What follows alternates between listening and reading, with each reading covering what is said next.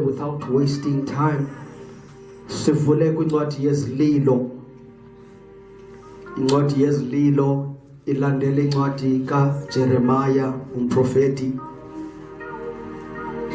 Testament endala. Ngelishwa ke asebenzise iBhayibhile enye. Babe kusecaweni bese awuthathila kuphepha 919. Ngelishwa asikho caweni. Ulomo uneBhayibhile yakhe evisa yena kamnandi. Glory to Jesus. Ngesi the book of Lamentations. Incwadi yezililo. The book of Lamentations chapter 5. Bale kuye ku chapter 5. Ophethe Mike no ready ukusifundela onencwadi kaNdikhoyo. Zawucela iBhayibhile uNdikhoyo asifundele from verse 1. Now when you begin to speak about a prophet that carries inkonzo yasezulwini, lento imhlayo imbungayo imenza ngonwabi ayikwazi uba zi-ID numbers zabantu ne-address zabantu. Kuyanyanzeleka incwina yakhe ibe incwina yasezulwini. Now Jeremiah in the book of Lamentations ufuna incwadi esithi Ndikhoyo yikhumbula into ayenzekileyo ukuthi jonga ukubone ukuhlaziswa kwethu, ilifa lethu linikwe abasemzini, izindlu zethu zanikwa abangeneleli. Akhona imkhukumisa uThixo ingathi kuthetha ngelifa, ngoba izwi is about one thing, ilifa. Ha moyo ingcwele. The only thing lencwadi eyichilayo lilifa esalinikwayo wena uthi lethi masenze umuntu ngokomfaniselo nomfuziselo wethu. Elona lifa lethu ubuthi oh.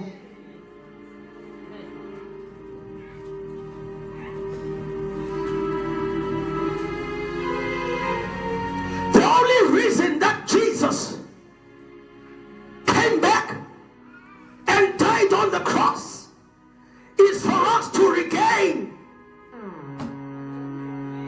ilifa that we lost.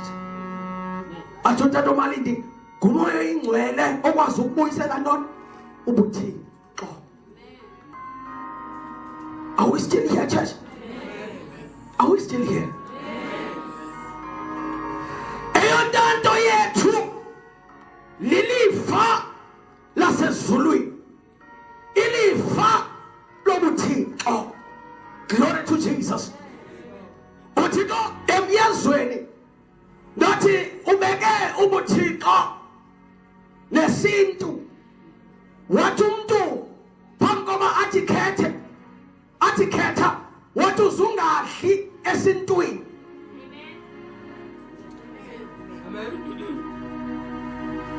Ngoba isintu lilifa lasemhlabeni, kodwa thina sidalelwe ilifa lasezulwini. The reason that God planted the tree, even though he denied man to eat from the tree, it is because noma isisintu God iselilifa, lonke ilifa lisuka kuThixo. There is no blessing from anywhere else but God. There is no inheritance esuka kwenye indawo but God. And God, to demonstrate that zonke izinto ezinhle zisuka kuye, watyala ngoke yaziyo ukuthi inyoka ikhona.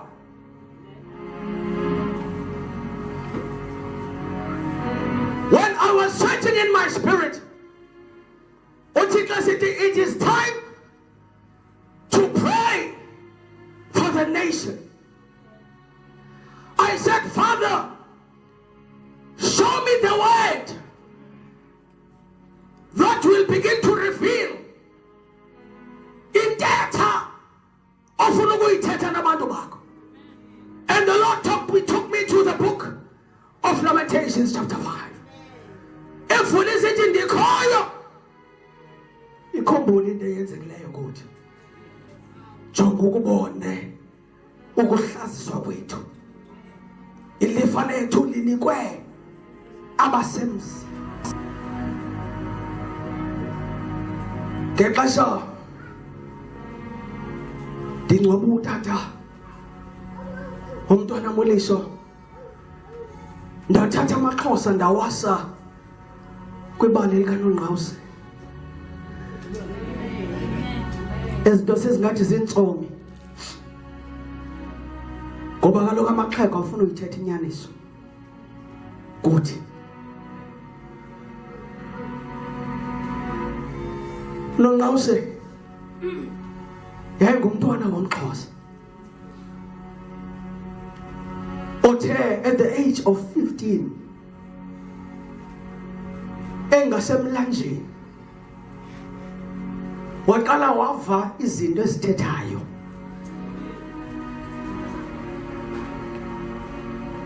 ngexesha umzi kaXhosa ethathelwa ilifa ngabantu basemzini kwimfazwe ezaziliwa nguXhosa ehluleke okanye sahluleka yaye lingekho ithemba ukuthi lovelaphi lavela ilizwi ngoNongqawuse lisithi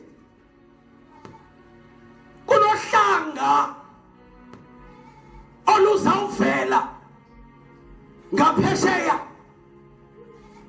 livela emanzini libuya nonxele kodwa lingabuyi nje nonxele kodwa libuya nabo bonke abalala ukufa libuya nawo wonke umkhosi amadoda emfazwe kaXhosa ezosilwela oba womkhulu bazawuvuka ekufeni babuye sibabone bazolwa basinqobele imfazwe esijongene nayo.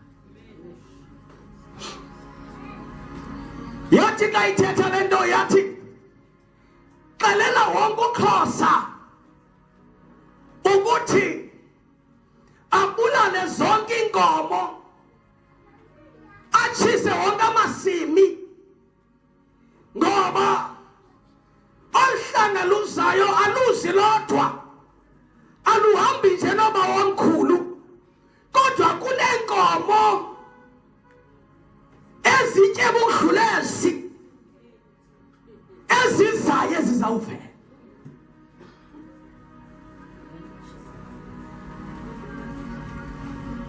Kwaqala kwenzeka intlekele kwaXhosa lithi izwi ilifa lethu linikwa abasemzini izindlu zethu zanikwa abangeneleli. Uthi verse 3 sabazinkedama ezingenayise basuka omama bafana nabahlolokazi.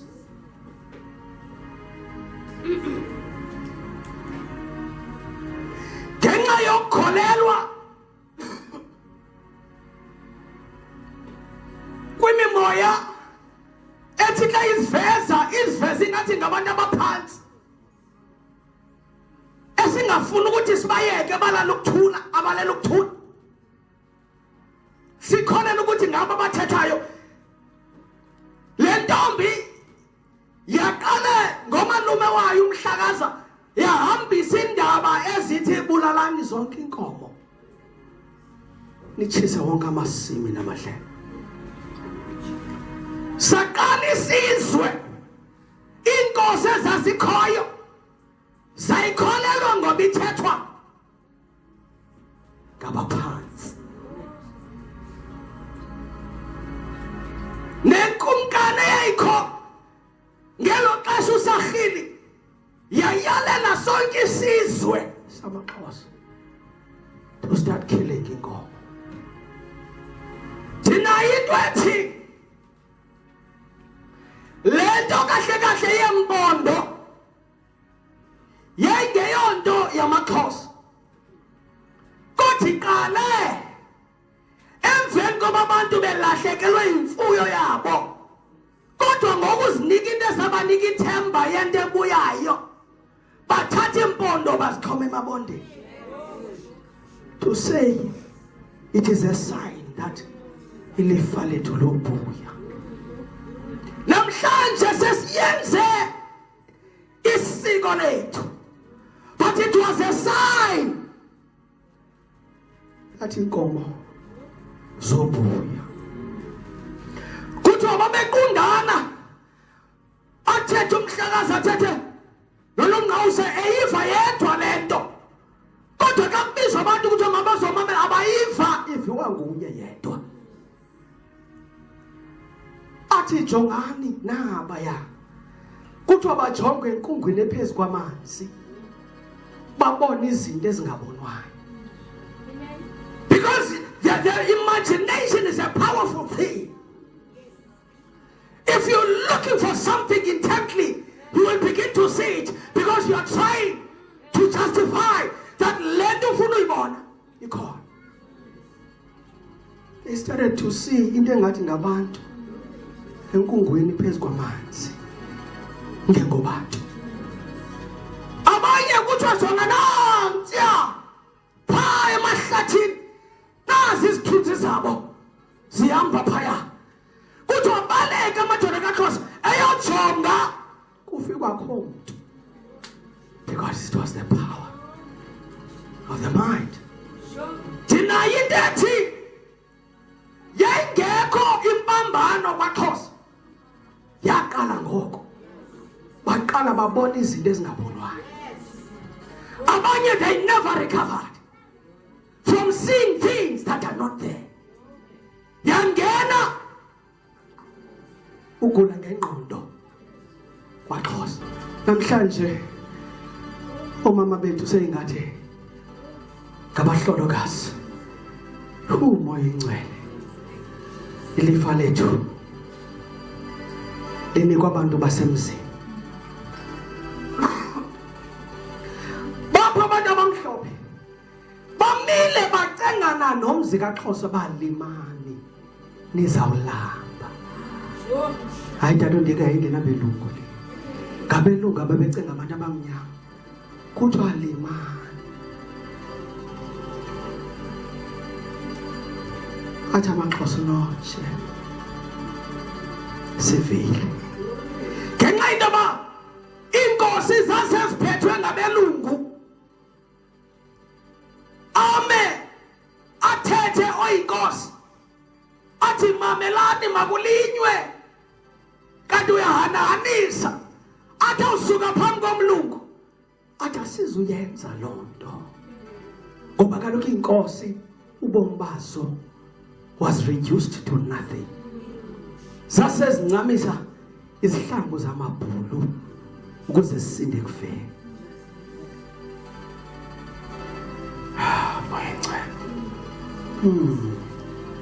Uthi verse 3 sabazinkedama ezingenayise. Uthi verse 4 siwathenga ngemali amanzi okusela namhlanje.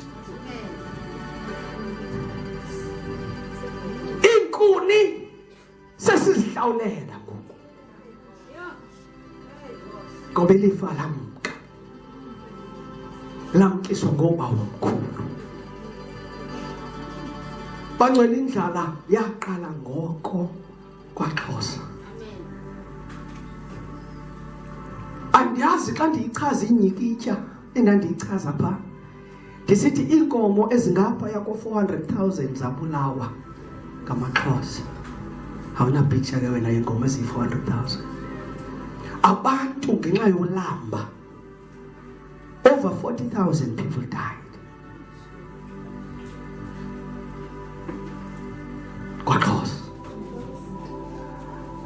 besele babaleka baya koBus John bacela umsebenzi. Uve ngoku umuntu esithi thina abazali bami basuke efama. Bafike njani efama? Kwanzi.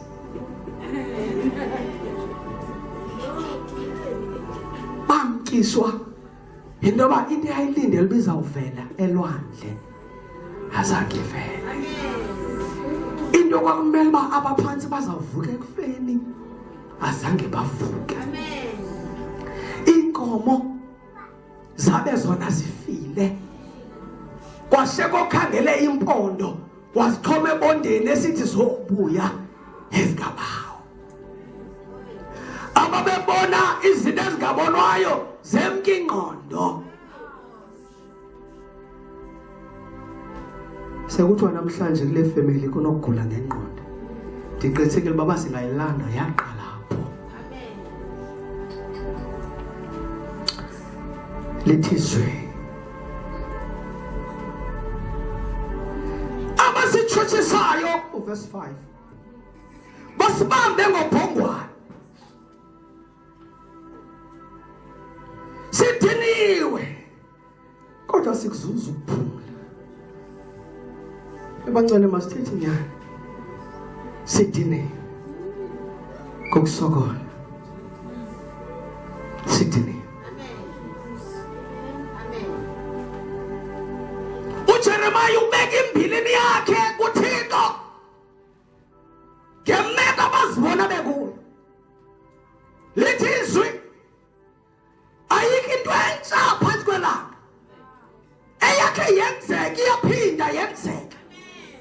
Lento yahlela uJeremiah yilento yahlela amaXhosa.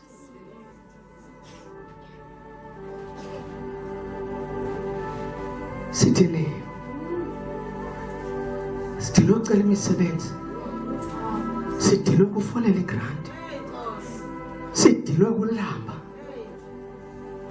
Itaxi sandonyuka ngoku kutya kunyukile. Kazi sokhalela kuba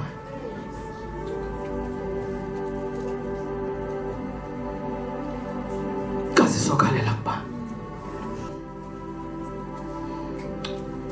to verse 6. Solulela izandla kuyiphutha kwane Assyria khona ukuze sihluthe sisonke. Sihambe sibusa. Sihambe sibusa kuze sihluthe. Okuba nje silale sidlile. Okuba nje abantwana bami balale betyile. Sihambe sibusa. Sibusa belungwini, sibusa abantwana abamnyama. Just for us to have something on our tummy when we go to sleep. Emisebenzini size mngciphekweni uma singabusi. Abanye bayadendwa kubi. When I asked the Lord, I said, what kind of church am I leading? Why am I not seeing a mighty breakthrough? What would you call nina? Anilo bandla nje. You are a prophetic church. I will allow you, if I have to suffer for the nation until kuzaleke a cry for the nation, until kuzaleke isikalo for the nation. Ngoba nina ndininika inkonzo yasezulwini. Impumelelo yakho wedwa is nothing to me. That is not your purpose. In your belly, I've given you the nation. You have to intercede for the nation. Your breakthrough is tied to the liberation of the nation. Ukhuleka sikaXhosa kukhuleka kwakho. Ndithi Lord, why now? Atsho Thixo ndithe ezwini ndoba nenqumbo kwisizukulwana ukuyotsho kwisizukulwana sesine. Wathi le nto yenzeka nini?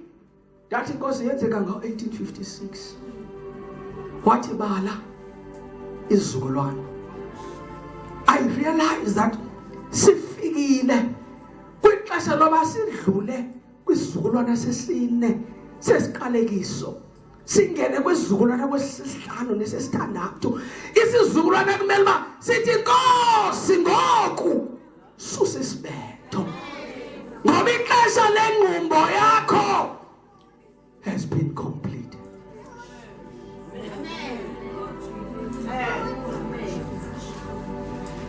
For your fathers, for the sins of your fathers, I will show ingqondo yami yosho kwisizukulwana sesithathu esesine. The Lord has been angry. namaXhosa. Tina, we've inherited something that we don't know. But nonetheless, we cannot change the mind of God except through repentance. Listen,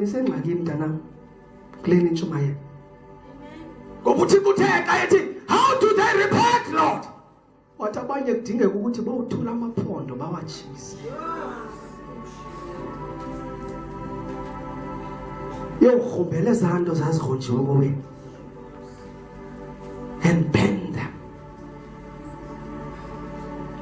Thathe zando kwakwenza amasiko ngazo nezabhekile and bend them. That is repentance. That is repentance. Ooh.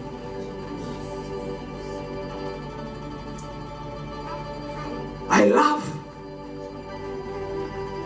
lendlela uThixo angithume ngayo, because I make Bible real and you begin to connect it to how did you get here. Sifike kanjani kwentlupheko. This was not the will of God. It was the will of man who chose ukuthi angamamela uThixo kodwa amamela ingqondo ethethelwa imimoya engendawo, alandela imimoya elahlekisa isizwe. Abantu abathi abayingeni lento ngamamfengu nabathembu ngaphesha kwenceba bathi into yeni yamaXhosa. By the way, amathembu are not regarded as amaXhosa.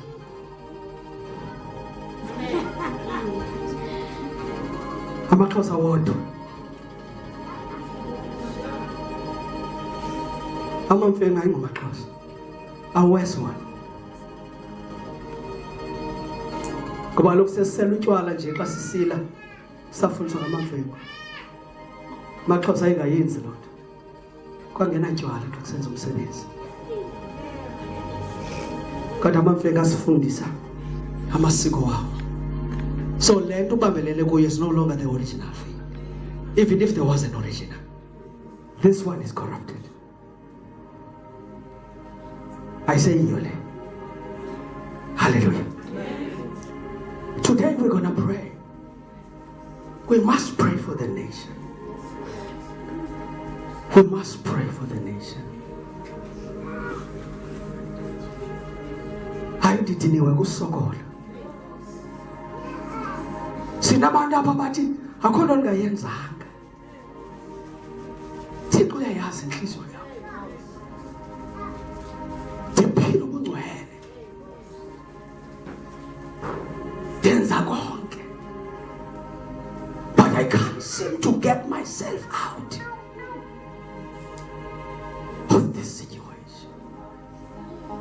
My child, forgive yourself. This thing is bigger than you. This thing is bigger than you. What you are facing is bigger than you. But the mangaliswa idonye. Ngexesha amasrayeli onile phambi koThixo enza ithole legolide, uThixo wathatha isigqibo that I will destroy these people. Wathi Moses, suka endleleni, suka. Deda, let me destroy these people. Kwaphakama uMoses wabukela kuThixo for 40 days and nights, interceding for the people. Wachithi ingalo kaThixo, wamcenga uThixo, wabuya uThixo wathi, ngenxa yakho bathatha uyobangenisa, kodwa isenzo sabo ngeke ndisilibale. Abantu uThixo wakumele ukuba batshabalelise ngala mzuzu because of one man. God saved the nation. Mhlawumbe imithandazo yakho bangathandazela imoto akwenzeki. Maybe the anointing in you is bigger than a house. It is for the nation. Mhlawumbe uthandazela umsebenzi nje ungatufumani. The calling that is inside of you, the purpose of God engaphakathi kuwe, is bigger than a job, is bigger than a house, is bigger than umtshato. Ulibazisa uThixo, ulibalela ukuthandazela umtshato, kanti uThixo ufuna utshatisa isizwe.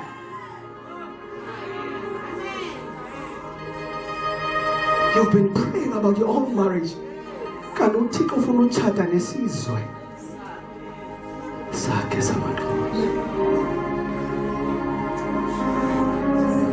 Baninzi abalapha abafana nam bathi I've been praying for this thing ayide yenzeke. uThixo uthi you've been praying amiss. I called you for the nations. I didn't call you for prosperity, especially your own. But when you begin to open your eyes and realize that there is a bigger calling in your life, it is then when you begin to seek the kingdom that it does nazo zazilandelisha. But I want you to cry first for the nation. Ebangcela uthi kunibonisa ingozi. Wathi njengoba liphela nje ixesha lesiqalekiso, uma kungengavuki umuntu okuthandaza, siyafa esi sizwe. Siyafa esi sizwe. Sengalinywa nje ayiqali ngokulenda, yaqala ngela xesha kwangena umoya ofuna ubukela amasimo esifa.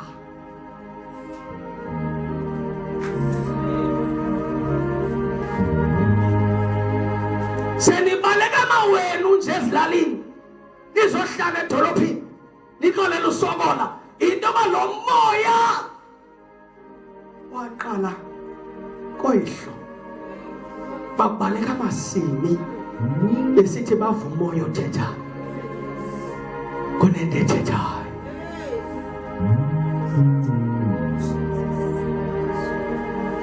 My life amahle,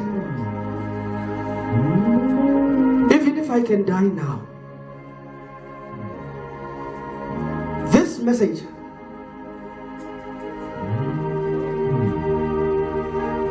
is the prophetic word that God has birthed in my spirit, that this church must carry as a burning torch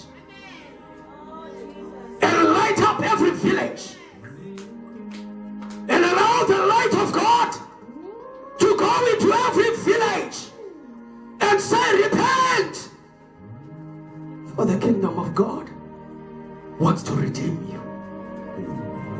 Even if kungaba sisiphelo ngokuliso na usheke noxanduva lo hamba nalo myalezo ngoba yikho enye into izoba ngaphaya. Instead of going higher, God is taking us deeper in understanding our DNA, our spiritual DNA. Singobani singama life amahle.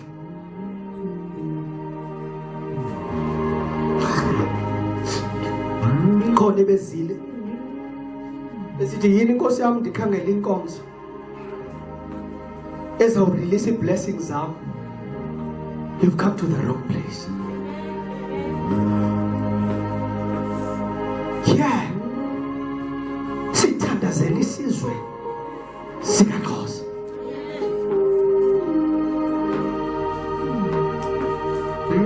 Sithandazela isizwe.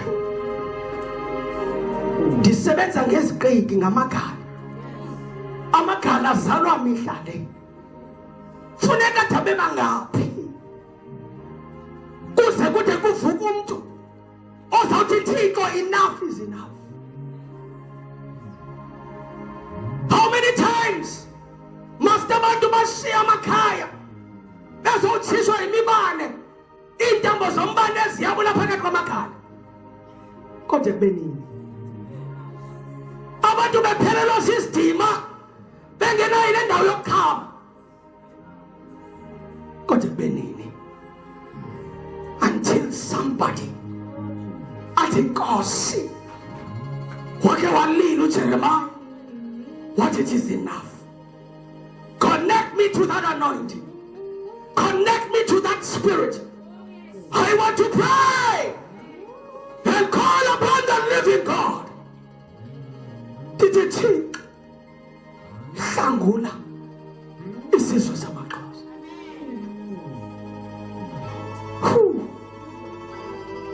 If the Mutua would enjoy yokwahlukanisa igusha nebhokhwe ileya namhlanje. Yabona le nto imamele namhlanje ileza kwenzela uzazi into ba I don't belong a life in God.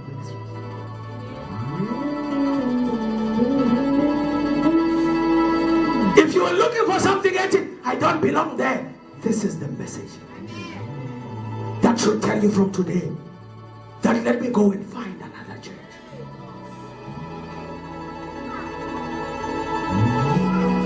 Uthi usathana jonga uthika ngafuni ufane naye uzawona bulumko njengaye wazi njengaye. But what he failed to realize is that he was already God. Wahlulwa kukuziqonda wathamba into yoba sendinguye uThixo, andizufana naye, sendinguye uThixo. Ekumele ndikwenze ngokumnikeza inkonzo yasezulwini. In these last days, Manuel, Jesus is coming back. And because Jesus is coming back, kunokungama komyalezo kwabo bathunyiweyo ukuthi gijimani libalekise umyalezo. Haya bandini, haya bandini, haya bandini. If there is a message ekumele basingena ilali nelali sishumayele yileyo ukuthi ngani guqukeni maXhosa kuze sihambe kuni isiqalekiso soba umkhulu.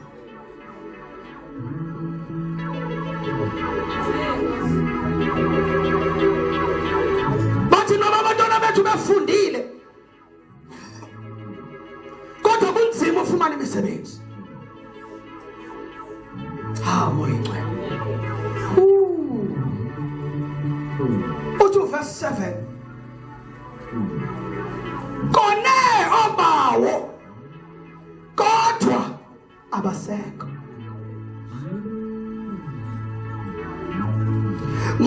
thina sithwele iziphumo zezikreko zabo. Akutsho mna kutshizo. Ithi kone bani? Kone! Oh, kayifunde mama mhlawumbe bazayikholelwa xa befunda kule verse yeBhayibhile. Yeah. Kone obawo kodwa abasekho. Ngoku thina sithwele iziphumo zezikreko zabo. Jawani bancane senzawuyeka.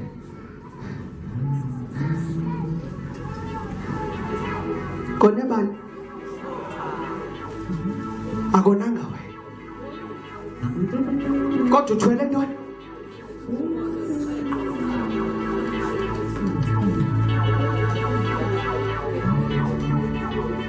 How long shall we carry this case?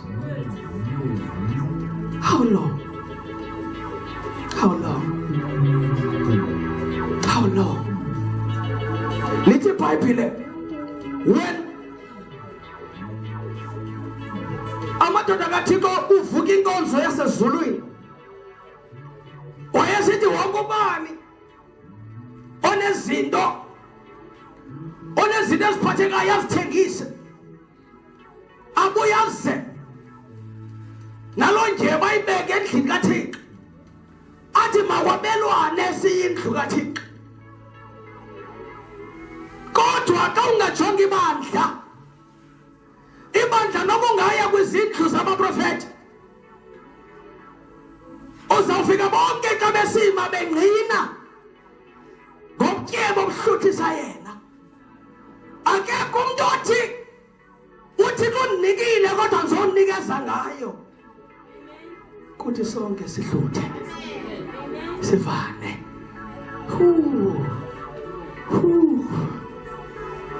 Into verse 8. Silawulwa zizicaka.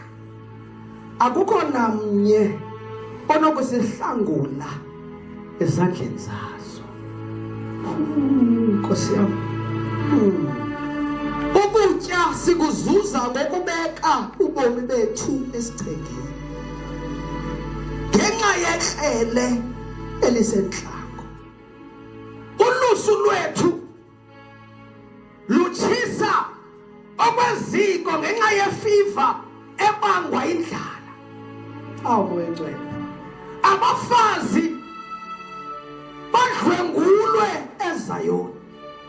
Ngokunjalo intombi ezidolophini zakwaYuda.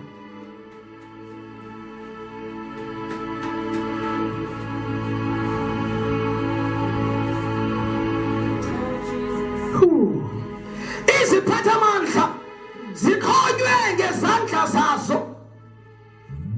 Akahlonelwa amadoda amakhulu. Amadodana abila esoma ngamatye akusila. Abafana basindeka phansi kweenyanda zenkuni. Amadoda amakhulu abasekho emasangweni esixeko. How much? Abasekho abantu bokhumba indlela. Abasekho. Ndisho nasebandleni abazibiza spiritual father. Abekho abokhumba indlela. The only thing is to have powerful prophecies. Siprofeta ngabantu is to have powerful churches. Big churches is to be respected in cities. But who is crying like Jeremiah, crying for the nation? Baby, those who are interceding, what are they interceding for? Oh my. Unto verse 13, verse 15.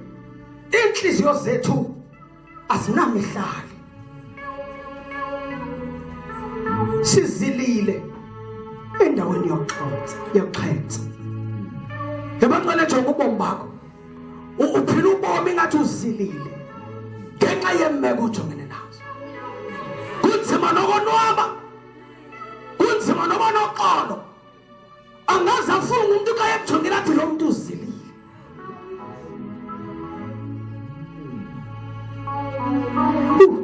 Verse 16. Oh, yanihlukumeza. Uthi sithaba siwile esihlokweni zethu. Ebantwana isithaba siwile esihlokweni zethu. Athi ke thina sonile. Ngenxa yoko zitsho zatyhafa inhliziyo zethu. Ngenxa yezo zinto abona mfiliba amehlo ethu. Kaloku intaba yeZiyoni yinkangala. Athi verse 19, wena ndikhoyo uhleli ngonaphakade. Ulawulo lwakho luhlala luhleli izizukulwana ngezizukulwana. Kungani ukuba usoloko usilibala?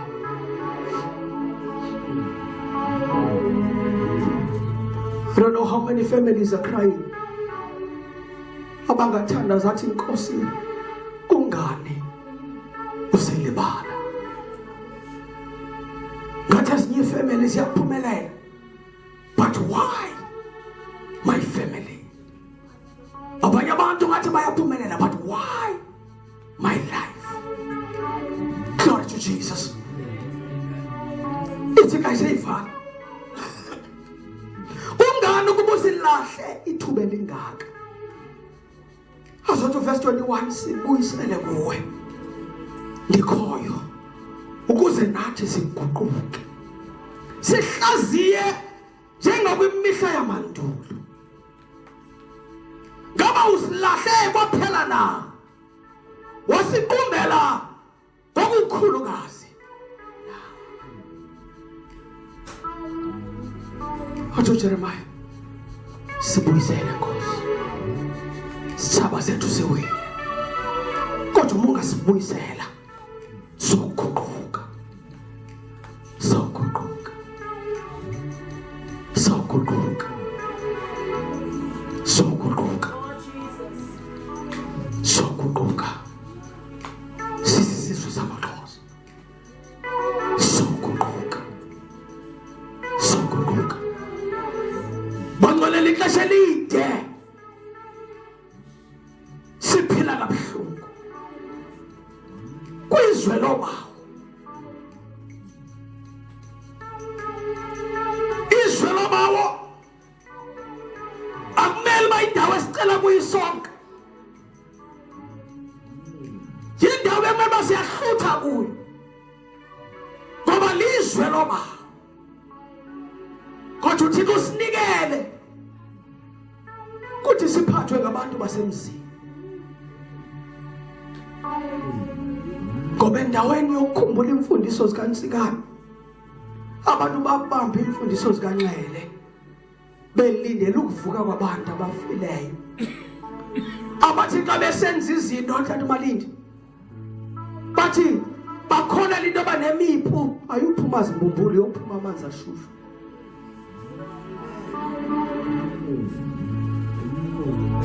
Ayathethi izinsuku. Thetha ngabantu manje uyobanqula emaxhandini. Babesima besithi xa senze izinto imbumbulu wayitshela uNxele wathi zokuphuma amanzi. Abo bamamela uNxele ngaba bafelerhini. Kwaba yamaXhosa abavuka nesinye isinyanya. Ngoba bathuleyo bafuna ukuyekwa balaluthula. Akwacumeza ndingabayeke bese balaluthula. Bayeke balaluthula. Bayeke.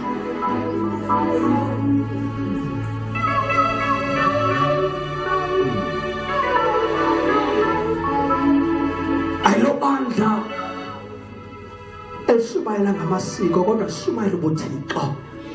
Kodwa itshaba lobuthixo sisintu. Isiko likhona kwinhlanga zonke ngoba zonke zinesintu.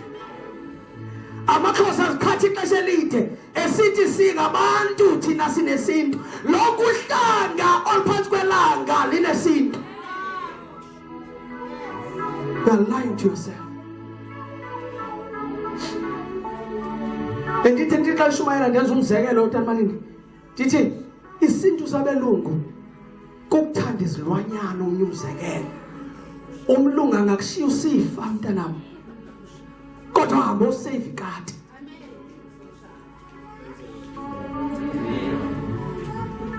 Akubuyela usifa. Kodwa ayohlangula ikati.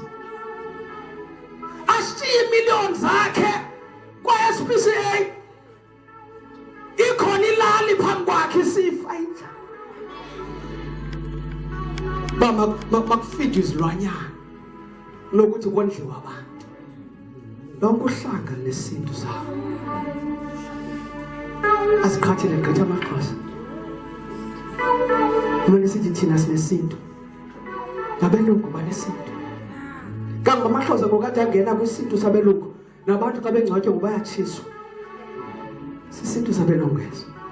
Kodwa nathi singenile. Siyawutshisa umzimba wakho.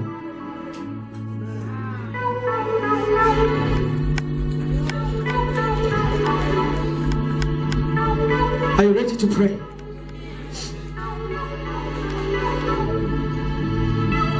Namhlanje ndiyakunika igunya wabiza amawenu. Uguquke on their behalf. Konebani obawo. Thina sifumana ngoku iziphumo zantoni? Zokreko lwabo.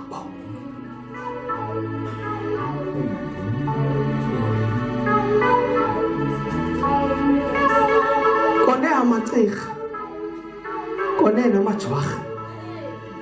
Kone amamfene namaqwathi. Kone amandlovu. Nomasithathu.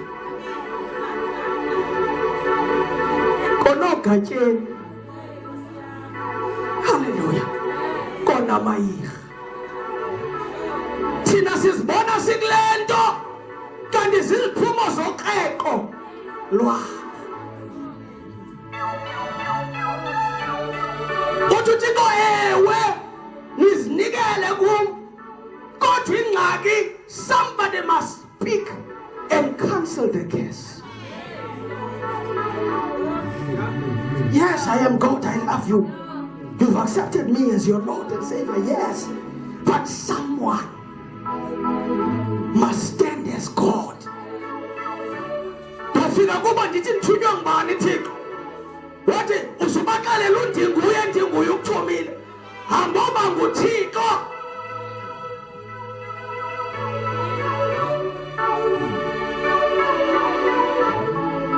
Akathi uThixo la uphela ixesha. Athi okay liphelile ixesha ngoku mandisisuse isiqalekiso. Somebody must speak and say from today, this curse ebangela intoba sizibone sihlupheka kangaka sisisizwe samaXhosa siyaphela namhlanje. Nkosi uthethile ezwini lakho wathi uyotsho kwisizukulwana sesine isiqalekiso sohlala phezu kwabantu. Zikhona inceba eziye zafuka zathandaza kodwa ixesha lingekafiki. But we are the chosen generation to rise and stand and proclaim that, Lord, your mercy upon this nation, your mercy upon this nation, your mercy upon the nation.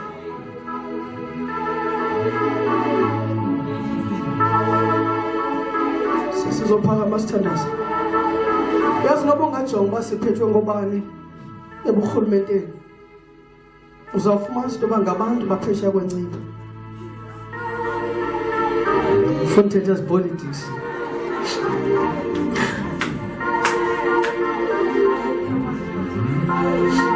Siphethwe ngabathembu. Bapha banganeno kulapha kwaXhosa.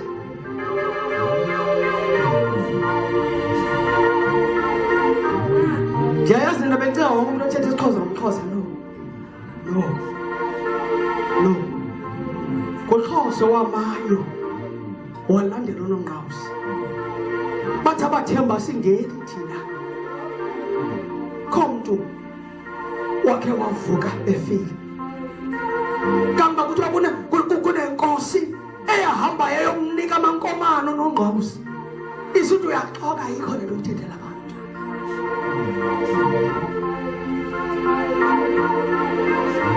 Are you still here? Are you still here, church?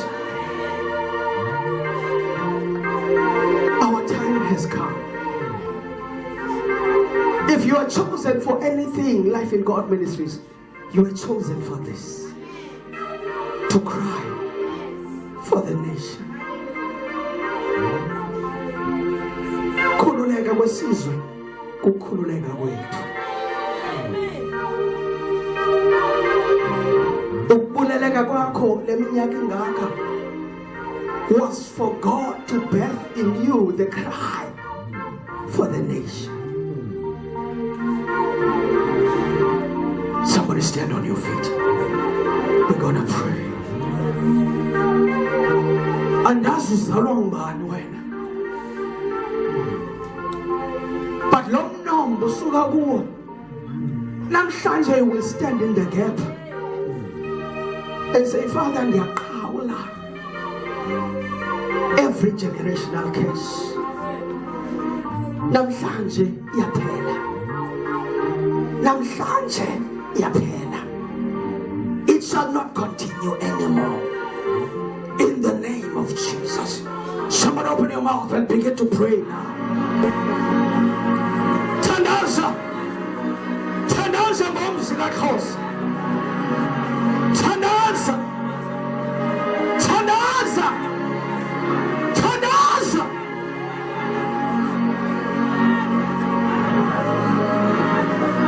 every generational curse that is upon this nation, yokufika. Father, today we stand as your church.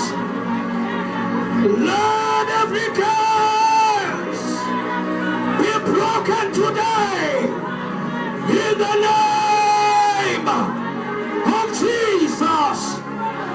Somebody raise your voice and pray. uNongqawuse olwenziwa ngamanyobe, olwenziwa ngamayirha, namhlanje thina ingcwele, I stand in the gap. I declare that isizukulwane sesine sidlule ngoku lixesha loxolelaniso. Father, bring back your blessing upon the nation yokufika. Buyisintsikelelo yakho, buyisintsikelelo yakho. Simile Nkosi, we are standing in the gap. Ngoba sinabantwana who shall inherit this curse. Sinabantwana esizabashiya nesiqalekiso. Kodwa Nkosi, we stand. We say enough is enough. Enough is enough. Enough is enough. Let every curse oyibekayo Thixo ebangela ukuba sihlole kwindlala nenhlupheko enjena, let that curse be broken. Let that curse be broken. Be broken. Be broken. Be broken. Be broken. Be broken. Break. Break. Somebody raise your voice and pray. Break. Break.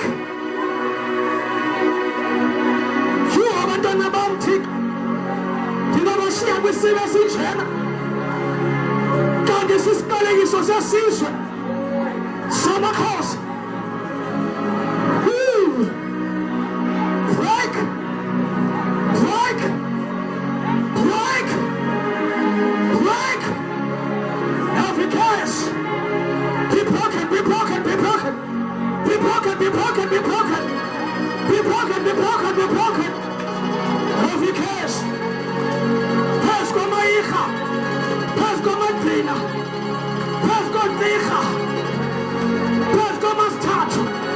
Zonke Nkosi, zonke ezobawo namhlanje. Break, break, break, break, break, break, break.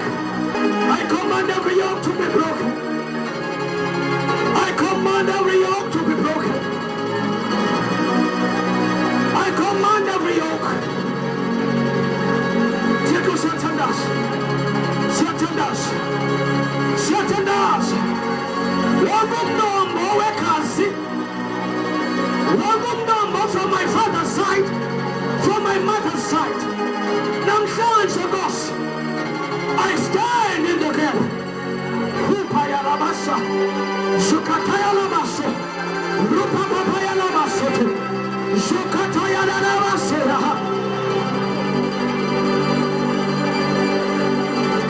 Raise your voice. When we go somewhere, we go somewhere. That's why your spirit cannot accept. As the Simus Bonubuso, you're not supposed to be poor. You're not supposed to be poor. Your spirit knows. That's why it is rejecting every poverty. That's why it cannot accept. It is because it knows. Your spirit knows. Your spirit knows. Open your mouth and pray. Angakutata kakushiyanga nanto. Kodwa ukhona utata ongutata. Ozobuyisa intsikelelo ebingathi ilahlekile. Ukhona utata ongutata. Ozobuyisa iblessing ebibiwe. Ukhona utata ongutata. Ozawususa isiqalekiso. Abuyisele intsikelelo phezu kwentloko zethu. Raise your voice and pray. Raise your voice and pray.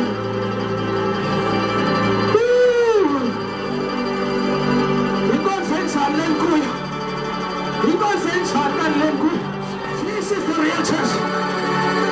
This has nothing to do with African spirituality. This has everything to do with Elifa. Elifa. Elifa. Elifa. Elifa. Elifa letu. Elifa letu. Elifa letu. Elifa letu. Elifa letu. Elifa labantwana bethu. Elifa labantwana bethu. Unamaya namasa. To no one shall I leave. Abantwana bambu. Tizabashiyana ntoni abantwana bambu. When I have nothing. Restore what the enemy stole. Restore what was stolen by the curse. Restore. Somebody raise your voice and pray. Somebody raise your voice and pray. Somebody raise your voice and pray. Jupa papa paya labasa. Sabashiyana ndona bandona bamba ni wafa. Gobanado. Kanti sisiqalekiso esi sindenze kanjena. Kanti sisiqalekiso esi saba omkhulu esenze benjena. Sihlangana nabantu bezwe ngoba sithi siyakholwa kodwa liphi lifa. Liphi lifa. Kodwa uThixo susana isiqalekiso. Susana isiqalekiso.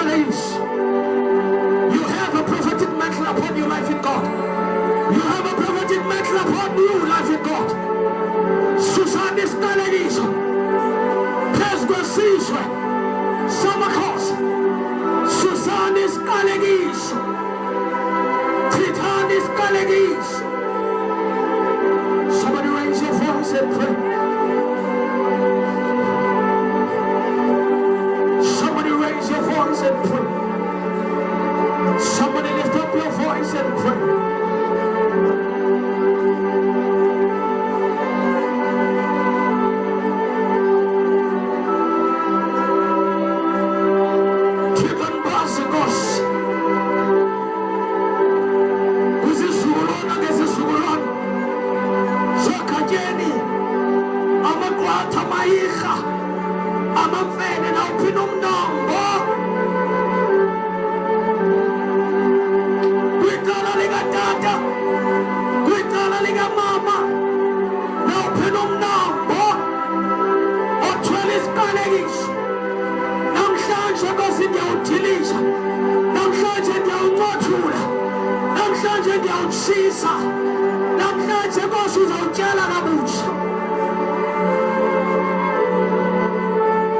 Come on, church. Come on, church. Come on, church. This thing is bigger than you. This thing is bigger than the desires of your heart. It's bigger than the desires of your heart. It's about God to Zulu. In Israel, begin to cry for the nation. Begin to cry for the nation. Raise your voice and cry for the nation. For the nation. Woo.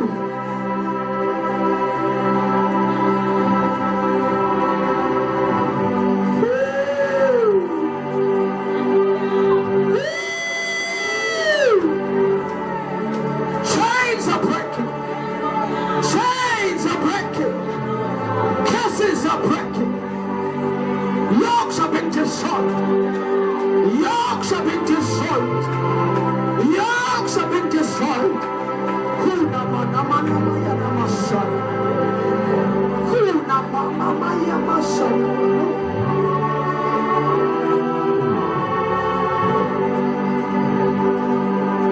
When I'm done, who's been angry with your parents?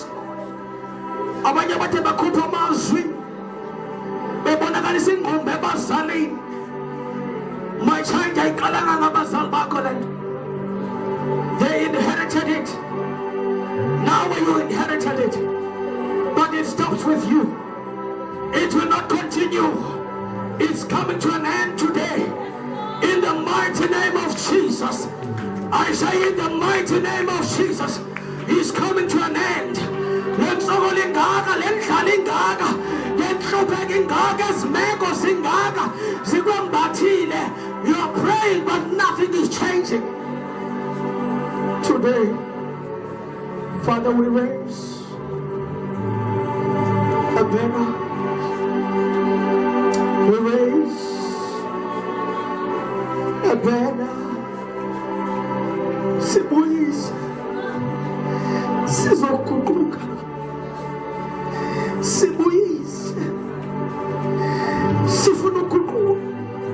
Siyaguquka. Sibuyise, siyaguquka. Sibuyise, siyaguquka.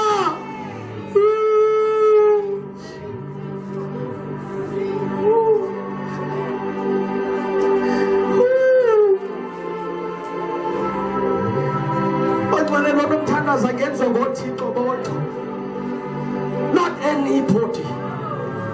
This prayer, because you have to be above all, you have to be above all jwag, you have to be above amamfene and amandlovu. For you to be above, you need to be called. This is not a prayer for church folks. Ngomthandazo woThixo lo. Ngomthandazo woThixo lo. Shukulino zama kungazameki kanti uthwele umnqamlezo onzima ongengowakho awazi noba uqalelephi kodwa uthi ka utsho ngemva utsho ngabazali bakho utsho ngabazali babo uyabona ukuthi kudala uhlele lo mnqamlezo unzima lo mthwalo unzima. Lift up your voice and pray.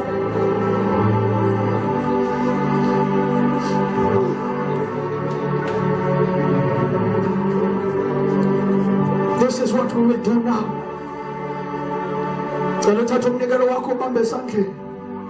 We are breaking this curse today.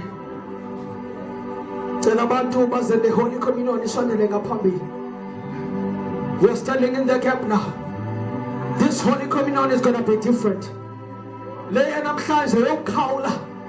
The blood covenant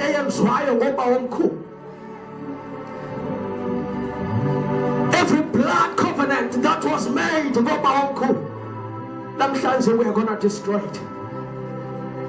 We are making a new covenant in uNongqawuse. Kunye noThixo. Sitshatshisa uXhosa noThixo namhlanje.